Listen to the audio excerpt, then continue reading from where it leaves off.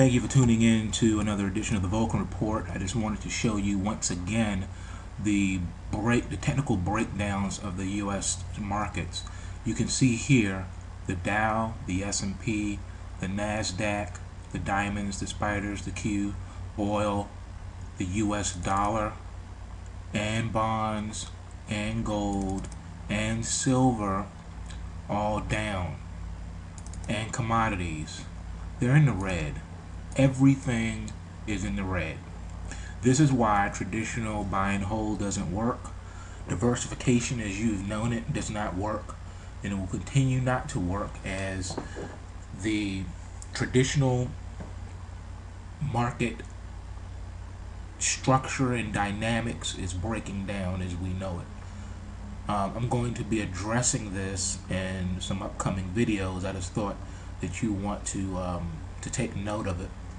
Also, I have a few surprises coming up in the next several days that I will be unrolling and unveiling. Those of you who've been following the Vulcan Report know that the newest thing that I've unveiled has been the Pandora's little black box, which is the signals that give the entry and exit points, and it is forward-looking. It was designed to look forward 24 hours in advance, up to a week in advance, and it also has mechanisms included in it where it can be forward-thinking up to 18 months into the future.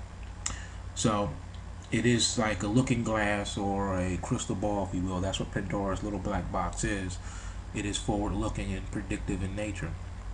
So one thing I want to address is what transpired in the gold trade, because that's important. I want to encourage all those who have been following along with the Vulcan Report and have even taken some of the trades in there.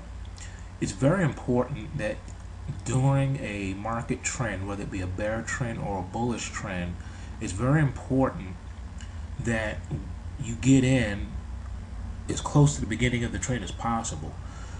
Like in the GLD trade, if those of you who've been following the Vulcan Report should have been taking the trades on the way up.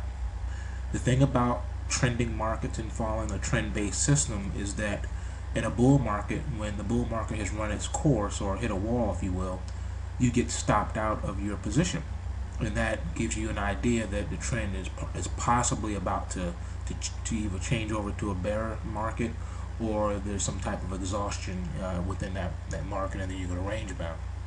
But either way, you don't win every trade. You do lose trades, and that's not the issue. The issue is when you win, and if you lose a trade, you want to be able to understand why you got stopped out.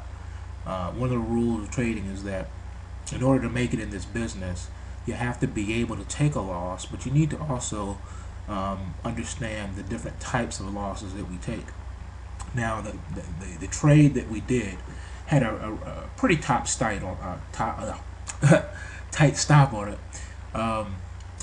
Buying that breakout at 123.50 area with the 119 stop loss is a really tight stop for trading this particular market.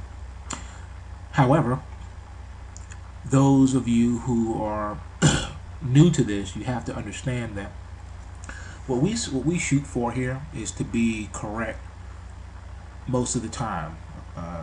So like out of 10 trades, you want to be as close to 10 out of 10 as possible as far as you're winning.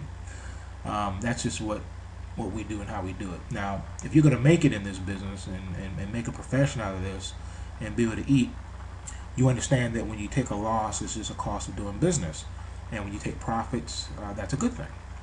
Now, you also have to look at it this way too, that in this business, you have to be able to look at not only your winning trades but your losing trades, and make sure that you're following the system, and that you're being stopped out was not due to an error on your part. But what I mean is, when we take a loss on a trade, we don't blame the market, we don't blame someone else. We take ownership and responsibility for our trades. Just like I take ownership and responsibility for the Vulcan Report. When I put out the Vulcan Report, I stand by my trades, and my call, when I call the market, and my signals and everything. I stand by all of it. And excuse me, taking a loss is a cost of doing business, so we're going to take losses. We don't lose sleep over that stuff.